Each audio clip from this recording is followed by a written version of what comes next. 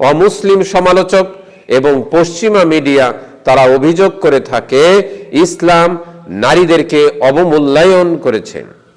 আসসালামু আলাইকুম ওয়া রাহমাতুল্লাহি ওয়া বারাকাতুহু। আলহামদুলিল্লাহি রাব্বিল আলামিন ওয়াসসালাতু ওয়াসসালামু আলা সাইয়্যিদিনা মুহাম্মদ ওয়া আলা আলিহি ওয়া আসহাবিহি আজমাইন। প্রশংসা আল্লাহ সুবহানাহু ওয়া তাআলার জন্য, শান্তি অবতীর্ণ হোক জনাবে মুহাম্মদুর রাসূলুল্লাহ সাল্লাল্লাহু আলাইহি ওয়াসাল্লামের প্রতি। অমুসলিম সমালোচক এবং পশ্চিমা মিডিয়া তারা অভিযোগ করে থাকে ইসলাম নারীদেরকে অবমূল্যায়ন করেছে। ইসলাম নারীদেরকে অবমূল্যায়ন করেছে।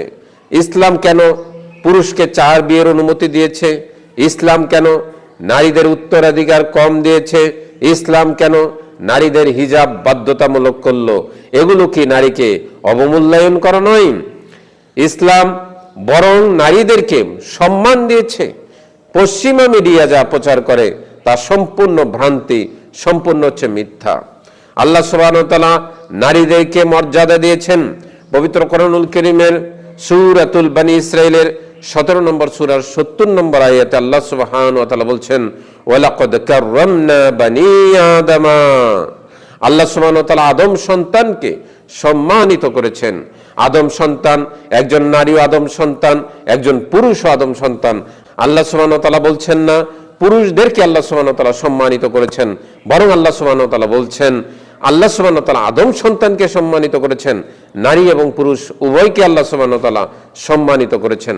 আল্লাহ সুবহানাহু ওয়া তাআলা আরো বলছেন ওয়াফাদ্দালনাহুম আলা কাসীরিম মিম্মান খালাকনা তাফদীলা। আল্লাহ সুবহানাহু ওয়া তাআলা বলছেন আল্লাহ সুবহানাহু ওয়া তাআলা তাদেরকে সম্মানিত করেছেন আল্লাহ সুবহানাহু ওয়া তাআলার অনেক সৃষ্টির উপরে, অর্থাৎ পুরুষ এবং নারীদেরকে আল্লাহ সুবহানাহু ওয়া তাআলা সম্মানিত করেছেন তার বহু সৃষ্টির উপরে। আল্লাহ সুবহানাহু ওয়া তাআলা পুরুষ এবং নারী হিসাবে সম্মান দেন না, আল্লাহ সুবহানাহু ওয়া তাআলা সম্মান দেন ঈমান এবং চরিত্রের উপরে। যদি একজন নারীর ঈমান এবং চরিত্র ভালো হয় তাহলে আল্লাহ সুবহানাহু ওয়া তাআলা তাকে সম্মানিত করেন। একজন পুরুষের যদি চরিত্র এবং ঈমান ভালো থাকে আল্লাহ সুবহানাহু ওয়া তাআলা তাকেও সম্মানিত করেন। আল্লাহ সুবহানাহু ওয়া তাআলা পবিত্র কোরআনুল কারীমের সূরাতুল আহজাবের 33 নম্বর সূরার 35 নম্বর আয়াতে আল্লাহ সুবহানাহু ওয়া তাআলা বলছেন আ'আদ্দাল্লাহু লাহুম মাগফিরাতাও ওয়া আজরান আযীমা। আল্লাহ সুবহানাহু ওয়া তাআলা বলছেন আল্লাহ সুবহানাহু ওয়া তাআলা তাদের জন্য প্রস্তুত রেখেছেন ক্ষমা এবং উত্তম প্রতিদান। সুবহানাল্লাহ। এখানে আল্লাহ সুবহানাহু ওয়া তাআলা নারী এবং পুরুষের কথা বলছেন যে তাদের জন্য আল্লাহ সুবহানাহু ওয়া তাআলা ক্ষমা এবং উত্তম প্রতিদান প্রস্তুত করে রেখেছেন। পশ্চিমা মিডিয়া অভিযোগ করে থাকে ইসলাম কেন নারীদেরকে উত্তরাধিকার কম দিয়েছে? আল্লাহ সুবহানাহু ওয়া তাআলা নারীদের উপরে অর্থনৈতিক দায় চাপিয়ে দেননি। আল্লাহ সুবহানাহু ওয়া তাআলা সংসারের খরচ বহন করার জন্য পুরুষদেরকে দায়িত্ব দিয়েছেন। আল্লাহ সুবহানাহু ওয়া তাআলা নারীদেরকে যে উত্তরাধিকার দিয়েছেন এটা নারীদের জন্য সংরক্ষিত, তাই একজন পুরুষের দায়িত্ব বেশি, আল্লাহ সুবহানাহু ওয়া তাআলা তাকে উত্তরাধিকার অংশ বেশি দিয়েছেন এবং নারীদেরকে কম দিয়েছেন। পশ্চিমা মিডিয়া অভিযোগ করে থাকে ইসলাম পুরুষ এবং নারীকে সমান অধিকার দেয়নি।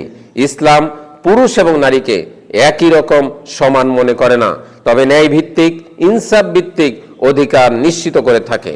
স্বামীর যেমন স্ত্রীর প্রতি অধিকার আছে, স্ত্রীরও তেমন ভাবে স্বামীর উপর অধিকার আছে।